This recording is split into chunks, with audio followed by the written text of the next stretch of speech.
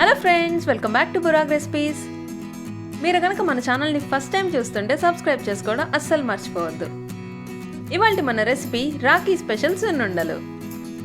ఈ రాఖీ సందర్భంగా మీరే స్వయంగా చేసిన ఈ సున్నుండల్ని ప్రేమతో మీ సిబ్లింగ్స్కి సర్వ్ చేసి మంచిగా గిఫ్ట్స్ అండ్ మనీని సంపాదించుకోండి. Just impress them with love. మరి ఇంకెందుకు ఆలస్యం, ఈ సున్నుండల్ని ఇంట్లోనే ఎలా చేయాలో చూసేద్దామా. మరి ముందుగా కావాల్సిన ఇంగ్రీడియంట్స్ని తీసి పక్కన ఉంచుకుందాం. ఇవి సాధారణంగా అందరూ ఇంట్లో దొరికే ఇంగ్రీడియంట్సే కాబట్టి ఈ సున్నుండల్ని చేసి ఎలా కుదిరిందో నాకు చెప్తారు కదా. ఇప్పుడు ఒక ప్యాన్లో 1 కప్పు మినప్పప్పుని తీసుకున్నాను. 1 కప్పు మినప్పప్పుకి దాదాపు 15 సున్నుండలు అవుతాయి. మీరు కావాలంటే డబుల్ ద క్వాంటిటీ కూడా చేసుకోండి.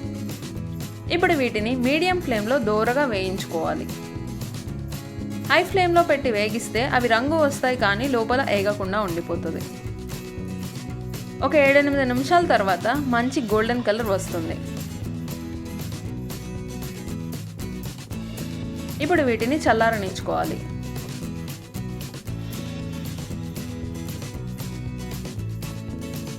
ఇప్పుడు ఒక డ్రై మిక్సర్ జార్లోకి ట్రాన్స్ఫర్ చేసుకొని ఫైన్గా పౌడర్ చేసుకోవాలి. నేను మాత్రం కొంచెం బరకగా చేసుకుంటున్నా.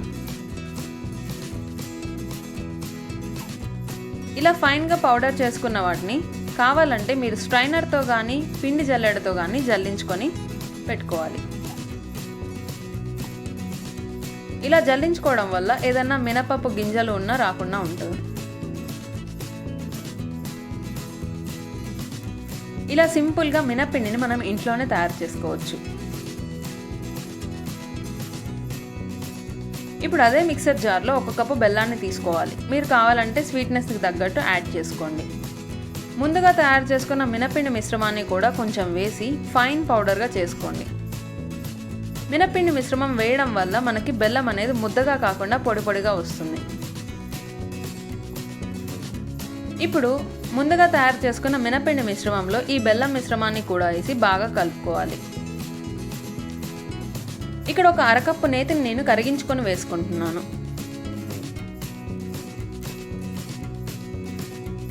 ఇందులోనే 1 స్పూన్ పంచదార వేయడం వల్ల మనకి షుగర్ క్రిస్టల్స్ తగులుతూ సున్నుండలు చాలా టేస్టీగా ఉంటాయి. నెయ్యి వేడిగా ఉంది కాబట్టి నేను స్పూన్ యూజ్ చేసి కలుపుతున్నాను. బాగా కలుపుకొని కొంచెం మిశ్రమం తీసుకొని ముద్దలుగా చేయడానికి వస్తుందా లేదో చూసుకోవాలి. ఒకవేళ అలా రాకపోతే ఇంకొక 1/2 కప్పు నెయ్యిని కూడా యాడ్ చేసి ముద్దలుగా కట్టుకోండి. అయినా సున్నుండలకి ఎంత నెయ్యి వేస్తే అంత రుచి పెరుగుతుంది. మనకి ఇలా ముద్ద కట్టినప్పుడు పొడి పొడిలా ఆడకుండా ఉంటే మన సున్నుండలు బాగుంటాయి. అలానే మిగతా మిశ్రమాన్ని కూడా లడ్లుగా చుట్టుకుంటే మన సున్నుండలు తయారైనట్లే. మీరు కావాలంటే వేయించిన డ్రై ఫ్రూట్స్ని కూడా యాడ్ చేసుకోవచ్చు. కావాలంటే ఒక 1/2 టీ స్పూన్ యాలకుల పొడిని కూడా యాడ్ చేసుకుని కలుపుకోవచ్చు. మనల్ని ఎంతో ప్రేమగా చూసుకునే మన సిబ్లింగ్స్కి, మన ఫ్యామిలీ మెంబర్స్కి బలాన్ని చేకూర్చే ఈ సున్నుండల్ని తయారు చేసి సర్వ్ చేసేయండి. Thanks for watching.